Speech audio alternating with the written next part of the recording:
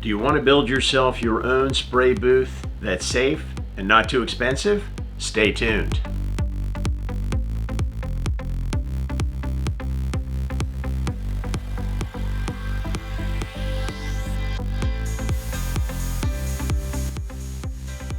Bob Johnson here with PK&W Railroad, talking about my newest project. If you're interested in building your own spray booth, please subscribe so you can see part 2 of this series about safety and how to make an explosion-proof spray booth, and also part 3 about how I complete this project. Well, in Southern California, I didn't need a spray booth. I could go outside almost any day of the year, go out into an open garage, set up and spray. Plenty of airflow, not a problem. Now I live in Pittsburgh, Pennsylvania. When it's not as cold as a witch's tit, it's raining, humid, sometimes all 3 things at once. It's definitely not a good spraying environment, so I need a spray booth. So I did a lot of research online about safety, finding explosion-proof motors, trying to save money. I saw the MICROMARK spray booth, their standard size and large size spray booth, which were also tempting. But ultimately, I found a great plan at vent-works, vent-works.com. I'll have the number down below here on the video, and also links to them and their materials in the description. I'm not going to spend a lot of time on the plan. They have great drawings and a plan, part specs, and everything for you to make what looks like a fantastic spray booth. So that's what I'm going to make, the vent-works spray booth. In this video, I'm going to go over the parts and materials lists and the costs and do a comparison with the MICROMARK standard spray booth, just so you have a little more information about the project. So, what are you going to need? The body of the spray booth is made out of 1/2 inch plywood, so you're going to need a sheet of plywood, and you're going to need something to cut it with. I have a table saw and a circular saw. I'm sure a circular saw will be fine for this project as long as you're careful and set it up properly. You've got to cut the wood. You've also got to cut a sheet of plexiglass, 1/4 inch plexiglass, which I bought off Amazon, to make the top to let light into the spray chamber. Similar to the MICROMARK spray booth, it has a glass top that lets light in. You can later install a light if you want, but I'll probably just bring a task light over on top to shine light down if I need light inside. You're also going to need a blower to pull air out of the chamber. This monstrosity, Dayton blower, is what vent-works recommends.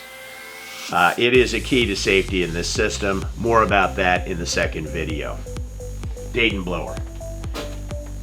vent-works sells 3 different components in order to make your own spray booth. One of them is this square to round adapter. It fits on the square outlet vent of the blower, and you'll see it has kind of a curved edge. When you mount it on the blower, you have to bend the flange on the blower down to meet the curved surface on this. That's so that the blower will sit flush on the back of the spray booth. They also make a frame for holding the filter. I bought that as well. The third thing they make is they make a back panel for the spray booth where you can mount that Dayton blower. I was a little leery of that just because I was afraid of noise, that the blower fan would create some vibrations and that metal sheet might make noise. After I've looked at the filter holder, it's made of such heavy gauge steel that honestly I think for 33 bucks it might have been worth buying that, so I don't have to cut a circular hole in a piece of wood, because that's the alternative, make the back out of a piece of wood. That's what I'm going to do, and I'm going to have to use a jigsaw and cut a circular hole and do a lot of work in order to get the blower to fit properly on the back of the spray booth. So it's going to be a lot of extra work. In hindsight, I wish I'd bought that, so you might want to consider buying that. You're going to need a dryer hose, same as you would for the MICROMARK spray booth if you want to use the outside venting feature. Of course, the MICROMARK is different than the VentWorks, and the VentWorks has to be vented outside through a window. MICROMARK says you can use theirs inside ductless. I don't know. If you have experience with the MICROMARK spray booth, either the standard or the large, please leave some comments. Let me know how that is and how that's performed for you and what you think of it. So in addition to the blower, the squared around adapter, the filter holder, the plywood, and the plexiglass, you need a power cord. You notice that blower was not wired up, so you're going to have to be able to wire up the blower. I opted to get a switch so I can turn it on and off without unplugging it. You're going to need some fasteners. You're also going to need some caulk to seal it, and if you want to finish off the device, if you want to finish off the outside of the box, paint it or something to make it look more attractive in your workspace, you're going to need some paint, finishing tools, things like that. Now I'm going to compare the standard MICROMARK spray booth, which I assume is industry standard. There are probably a lot of other spray booths out there. I couldn't really find them. MICROMARK is usually pretty good stuff and a pretty good deal. So I'm going to compare the MICROMARK standard spray booth to the VentWorks. Now,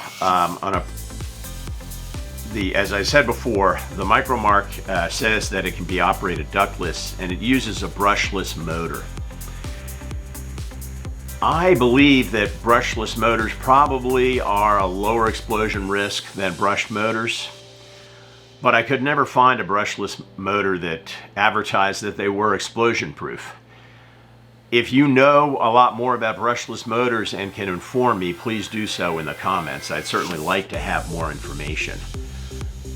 But I couldn't find any brushless motors that were advertised explosion proof, and also the amount of air that they move was pretty limited. That Dayton blower that I showed you moves 265 cubic feet a minute. I really couldn't find brushless motors that moved 100 feet a minute. So moving air out of the chamber is very important to safety, as we'll find out in part 2 of this series. So therefore, brushless motors, they may be better for this, but if you can find one that moves enough air at the right price point, that I think would be the rub there. In terms of dimensions, the MICROMARK standard spray booth is 15 inches deep, 20 inches wide, and 12 inches high.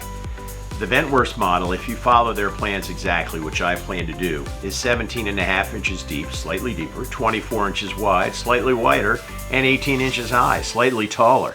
So it's actually it's probably 15 or 20% larger.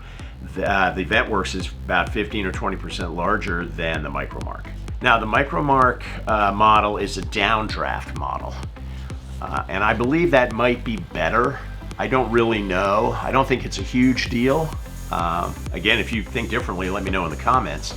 It's probably better, but that's a difference. Now, the other difference is filter media. The VentWorks uses a standard dryer filter, and they suggest using the cheapest ones you can find to ensure you get good airflow. So that's going to cost you, $7 for a brand new filter. Now, the filter media on the MICROMARK device is a lot more expensive. I'm sure it's a lot more effective because it can be used ductless. So, but again, that's more expensive. So if you go the MICROMARK route, be prepared to spend more on filter media, especially if you're not ducting it out a window. Now, the last point of comparison is price. The MICROMARK standard is $400. If you go up to the MICROMARK, the large booth, which is 30 inches wide, so it's significantly bigger than the VentWorks, that's $600.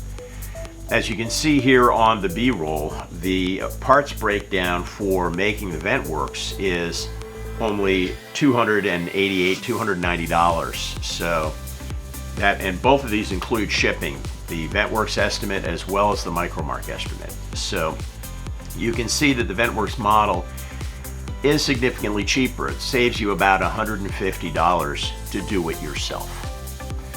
There are other costs associated with doing it yourself. Of course, you got to drive and pick up the plywood, and you got to cut the materials and spend a few hours making it. So it's not, you got to think about it.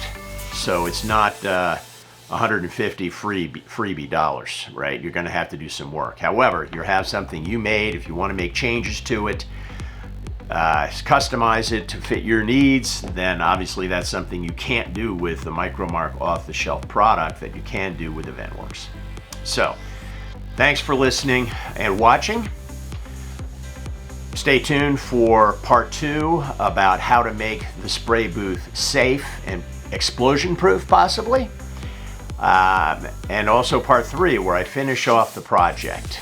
Until next time, Bob Johnson with PK&W Railroad signing off.